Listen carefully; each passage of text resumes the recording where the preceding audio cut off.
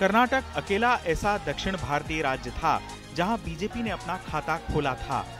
Party Karnataka के बाद दक्षिण भारत के दूसरे राज्यों में पैर पसारने का सपना संजोए हुए थी, लेकिन दक्षिण के इस प्रवेश द्वार में मिली हार ने पार्टी को झटका दिया है।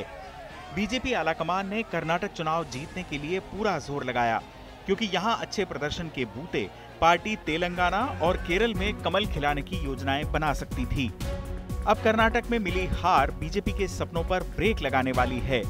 कर्नाटक को छोड़ दें तो दक्षिण भारत के किसी भी राज्य में बीजेपी का विशेष प्रभाव नहीं है।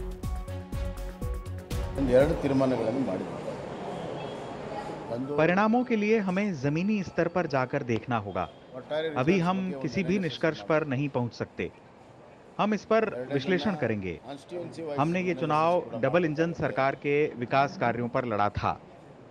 कांग्रेस ने अपने घोषणा पत्र के जरिए चुनाव में ध्रुवीकरण करने की कोशिश की। बीजेपी के लिए इसमें एक जो मुझे लगता है कि एक जो चीज़ है, वहाँ स्टेट लीडरशिप उनकी जो थी वो स्टेट लीडरशिप कमज़ोर लीडरशिप थी, क्योंकि ये एंटी इनकम्बेंसी जो बीजेपी की थी इस नतीजे में पूरी तरह से वो दिख रहा है। बासवराव बोम्मई वो कॉन्फिडेंस इंस्पायर नहीं कर रहे थे या सरकार उस तरह से काम नहीं की जिस तरह का काम हुआ। आप दूसरी तरफ आप बात करेंगे कांग्रेस की, तो कांग्रेस का वहाँ पे उनके जो दो नेता हैं वहाँ पे डी.के. शिव कुमार और सिद्धारमैया और उनका स्टेट का जो ऑर्गेनाइजेशन था, उस सेटअप ने इस बीच में वो एक जुझारू तरीके से वो लड़ते रहे।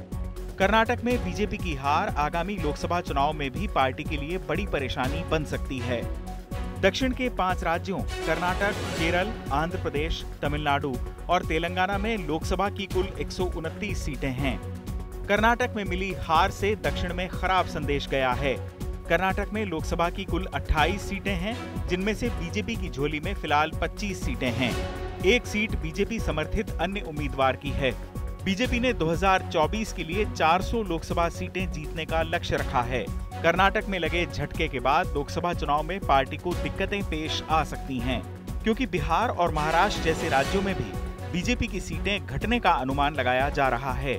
महाराष्ट्र में बीजेपी के साथ मिलकर चुनाव लड़ने वाली शिवसेना कांग्रेस के साथ अब महाविकास अघाड़ी गठबंधन में है।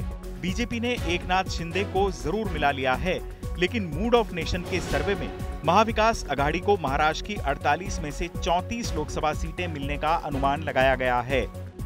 ये सही है कि विधानसभा चुनाव में मतदाताओं के वोट देने का तरीका लोकसभा चुनाव से अलग होता है, लेकिन कर्नाटक विधानसभा चुनाव में बीजेपी को मिली हार के बाद लोकसभा चुनाव के लिहाज से कांग्रेस कर्नाटक में मजबूत हो सकती है। इस वजह से बीजेपी की लोकसभा सीटें घट सकती हैं। यदि कर्नाटक में लोकसभा सीटों पर बीजेपी को नुकसान हुआ तो पार्टी इसकी भरपाई कहां से करेगी?